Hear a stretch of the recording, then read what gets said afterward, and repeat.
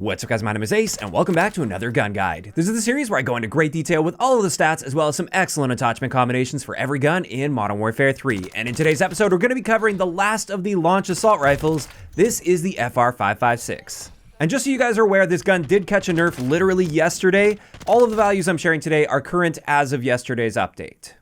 And diving right in, let's have a look at our damage profile. And with this gun, it's going to be a guaranteed 4-shot kill anywhere in the body up close. In the second damage range, it'll be a 5-shot kill anywhere in the body. And then in the minimum damage range, it still has a 5-shot kill potential, but you have to hit at least 2 of those shots to the torso or arms. As for headshots, we can get a 1-burst kill or a 3-bullet kill with this gun if we land at least 2 of our shots in that burst to the head. The other one can hit them in the body, which is fairly difficult to do. Even though this is an accurate gun, as we'll see, it's still not going to be too common that you get a 1-burst kill with this gun against a full health enemy. As for our rate of fire, within each burst, our rate of fire is about 909 rounds per minute, and then we've got a roughly 150 millisecond burst delay, which is a little bit slower than the DG58, so this gun is slightly less forgiving when it comes to that burst delay. And what this means is our 4-shot time to kill potential is 348 milliseconds, which isn't a great time to kill up close and personal, and you will be outgunned by most full auto assault rifles. However, at longer ranges, it holds its own in the time to kill department at 414 milliseconds,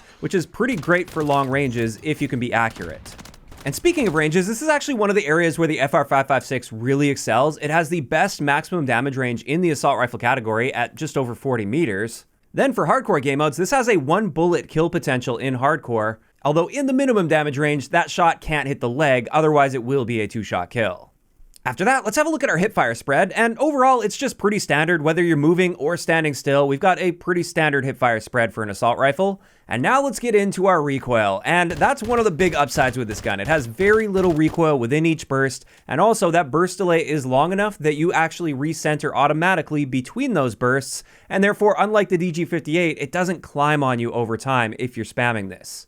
And honestly, a big portion of the deviation you're seeing with this recoil plot is simply your idle sway. It's not actually the recoil values themselves. So this is a pretty pinpoint accurate gun, but now let's move into our handling stats, and this is one of the areas that recently got nerfed with the FR-556. Our aim down sight time is 260 milliseconds, which is a bit on the slow side for an assault rifle, and it's a similar story with our sprint to fire time. This is 231 milliseconds for our standard sprint out time, which is definitely on the slow side for an assault rifle. And that just leaves us with our reload add time when it comes to our handling stats, and this is bang on average for an assault rifle at 1.65 seconds. And then finally, for the base stats of this gun, let's get into our mobility stats. And across the board, this gun is just below average. It's actually got the worst mobility out of all of the assault rifles if we're considering all of these important categories. So there we go, that covers it for the base stats of the FR-556. Now let's get into some excellent attachment combinations, and we're going to start this off, as usual, with an accuracy build. And this one is very, very accurate. With this, we're using that billeted muzzle brake, the Bruin Heavy Support Underbarrel, the 1mW PEC laser, which is not a visible laser by the way, and it does help with your aiming stability, which is quite important with this gun.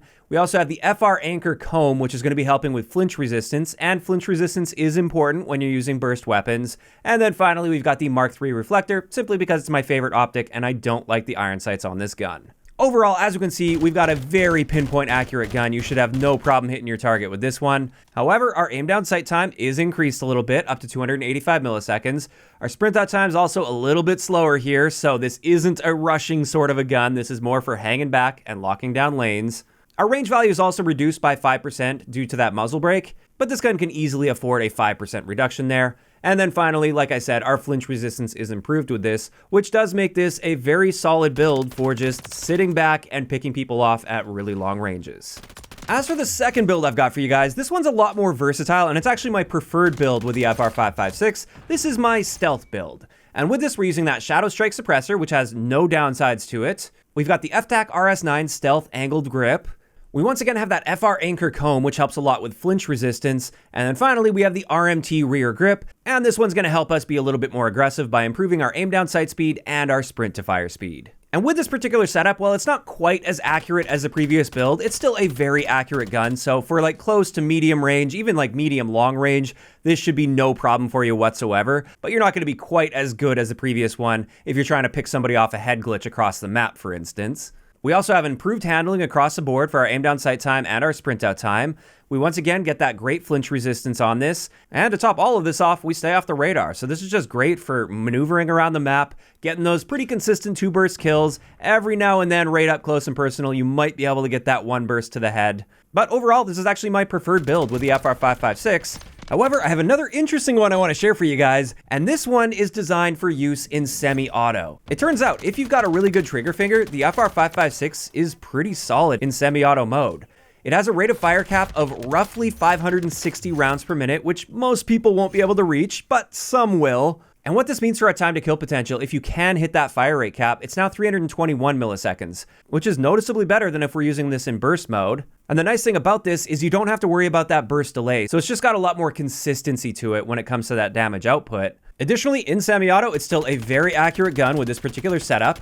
And with this, we are once again using that Shadow Strike suppressor because we want to stay off the radar with this one. We have the X10 Phantom 5 in the underbarrel category. We have the Overpressure Plus P ammo, and this is going to cause your enemies to flinch a little bit more. And that's just a nice little bonus with this because there's no downside attached to that. We once again have that 1 milliwatt PEC laser because it is nice to get that idle sway under control with this gun. And then finally, we're once again topping it off with that Mark III reflector. And with that, we actually managed to get through this video quite quickly, so I wanted to add a 4th build for you guys, just to help you with the tac stance camo challenges. And this is the setup we're using right here. We've got the S37C DL Breacher, the 395mm FR mini bore barrel, the Stovall DR laser box, the Bruin Bastion angle grip, and we're once again going to use the Overpressured Plus P ammo, just to increase the amount of flinch that our enemies will experience. And with this, our tactical stance is fairly accurate. It's not as good as our DG58 tactical stance build. I want to tell you guys that right up front. There's no way of making it as good as that build, but this should at least get you on your feet if you happen to be struggling with those tac stance camo kills. And with that, that's going to wrap it up for today's gun guide on the FR-556. As for my thoughts on this gun, I'm not a huge fan of it, to be honest. It's usable for sure, and you can definitely get some kills with it. I'm not saying it's the worst gun in the game, but I would go so far as to say this is the worst Modern Warfare 3 assault rifle in the game. And I do think the recent nerfs to it were a little bit overboard. Pre-patch, I don't think it was in a terribly overpowered state or anything. It was definitely better than it currently is now, and it was much more usable, but I don't think it deserved that many nerfs. Now, of course, these are just my opinions, and I'd love to hear from you guys in those comments down below. Also, I want to give a brief mention here since we now have had a weapon balancing update.